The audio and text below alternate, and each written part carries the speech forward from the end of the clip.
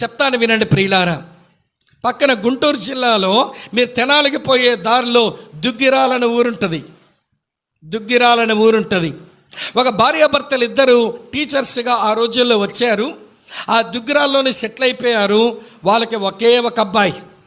మంచి చదువులు చదివించారు. కానీ నువ్వు ఏదో రోజు సేవ చేయాలి బాబు అని సేవకుల కొడుకును సిద్ధం చేస్తే పిల్లగాడు కూడా ఎవడు పోస్ట్ గ్రాడ్యుయేషన్ వరకు చదువుకొని ఎవడు మంచి స్థాయికి వెళ్ళవలసిన వాడే, కానీ సేవకు వచ్చి సేవ చేస్తున్నాడు.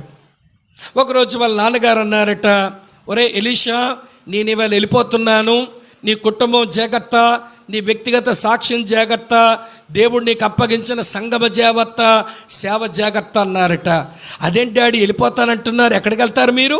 మీ కొరకు అన్నీ కట్టాను, మీరేదో సుఖంగా ఉంటారని, మీ కొరకు నేను అన్ని ఏర్పాట్లు చేస్తే వెళ్ళిపోతానంటారేంటి డాడీ అని అంటే, ప్రభు వచ్చేయమంటున్నాడు రా, ఈరోజు వెళ్ళిపోవాలనుకుంటున్నాను అన్నట్ట. ఈయన చాదస్తం పెరిగిపోయింది ముసలాయనికి అని అనుకొని ఈయనెక్కడో సేవకు వెళ్ళిపోతే అక్కడికి వాక్యం చెప్పడానికి సిద్ధపడుతున్నాడట. కబురు వచ్చింది, మీ నాన్నగారు చనిపోయారని. ఆ కూడిక నుంచి ఇంటికి వచ్చాడు. నాన్నగారి బర్యల కార్యక్రమం. అంత నాన్నంటే విపరీతమైన గౌరవం, నాయనంటే విపరీతమైన ప్రేమ, పిచ్చి నాన్నగారంటే. సరే, పాతి వచ్చిన తర్వాత ఆ హ్యాంగర్కి నాన్నగారు బట్టలు వేలాడదీస్తుంటే వాళ్ళ నాన్నగారు బట్టలు పట్టుకొని వెక్కి ఏడుస్తున్నాడట. వాళ్ళ అమ్మొచ్చి అంటుందట, ఒరేష్ ఎలీషా, ఎలా ఏడుస్తావేంట్రా? సంఘానికి ఏం చెప్తావు, ఏమి సాక్ష్యం ఇస్తావు? మీ నాన్నగారు ఎక్కడికి వెళ్ళారు? ప్రభు దగ్గరికే వెళ్ళారు కదా, నువ్వు ఊరికి అట్లా ఏడవకూడదు, ధైర్యంగా ఉండాలనంటే ఈయన మనసులో అనుకున్నాడట, ఈవిడేమి ఆయనకు భార్య, ఈవిడేమి నాకు తల్లి, చచ్చినోడు గురించి ఏడవలసిన ఆవిడ ఏడవటం లేదు సరికదా, నన్ను కూడా ఏడవనివ్వట్ల. ఆయనకి ఈవిడ సరైన భార్యేనా? మా అమ్మ నాకు సరైన తల్లి అయినా, ఆమె ఏడవదు, నన్ను ఏడవనివ్వదట. సరే అనుకున్నాక మళ్ళీ ఏవో పనుల్లో పడ్డాడు. మూడో రోజేమో అత్తమ్మేమో వింటున్నారా, కోడల పిల్లను అడుగుతుంది, పాప నాకు ఇష్టమైన గోంగూర రొయ్యల కూర చేసి పెట్టవా, ఈరోజు నేను వెళ్ళిపోవాలనుకుంటున్నానందట. అదేంటి అత్తమ్మ, మీరెక్కడికి వెళ్తారు అని అంటే, ప్రభు వచ్చేయమంటున్నాడమ్మా, మీ మామయ్య గారి దగ్గర వెళ్ళిపోవాలందట.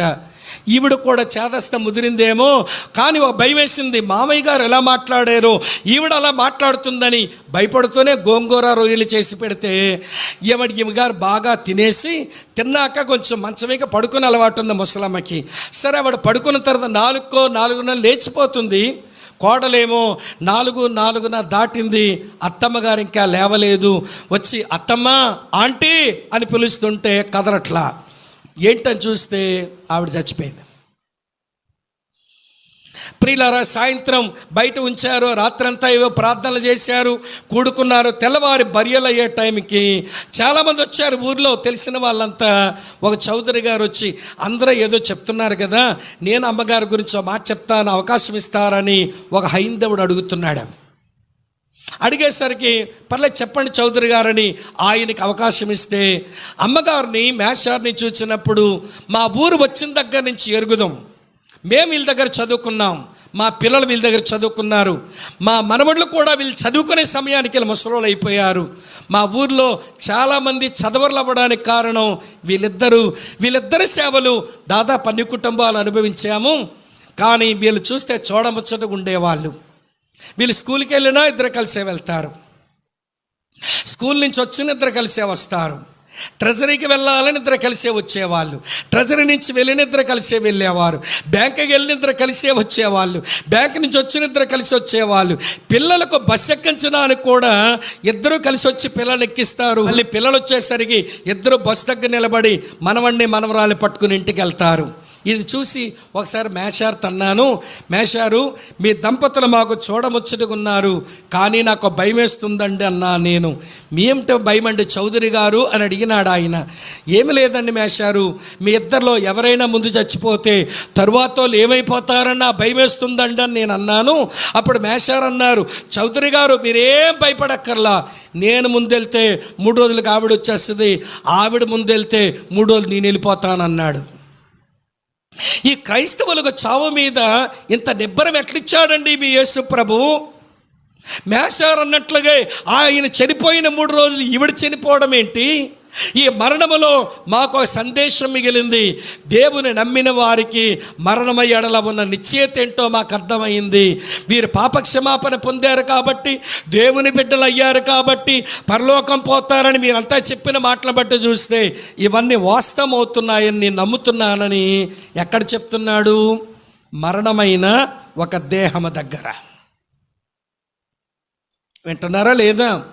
నేను బ్రతుకు మూలంగా అయినా సరే, నా చావు మూలంగా అయినా సరే, నా దేహం వలన దేవుడు గణపరచబడాలి. ఇప్పుడు టీచర్ అమ్మగారు దేహం దగ్గర ఎవరు గణపరచబడుతున్నారు? దేవుడు గణపరచబడుతున్నాడు. ఆమె బ్రతికి ఉన్న శరీరం కాదు, ఆమె చచ్చిన శరీరం దగ్గర దేవుడు గణపరచబడుతున్నాడు. ఇప్పుడు చెప్పండి, ఇప్పుడు ఈ కోరికే ఉందా? ఈ శరీరంతో నేను బ్రతిక ఉన్న కాలంలో నా శరీరం ద్వారా అయినా, నేను చచ్చిన తర్వాత నా శవం దగ్గరైనా నా దేవుడే గణపరచబడాలి అన్న ఆశ, ఆకాంక్ష మనకున్నాయా? ఏ ఆశలతో బతుకుతున్నాం చెప్పండి? ఆశలే మన జీవితాన్ని నడిపించేవి. సరైన ఆశనుంటే సరైన జీవితం మనకు అబ్బుతుంది. పౌలు భక్తుడు అంటాడు, నావి పరిశుద్ధమైన ఆశలు. యేసుని ఎరగాలని ఆశ, యేసును సంపాదించుకోవాలని ఆశ, యేసును గణపరచాలని ఆశ.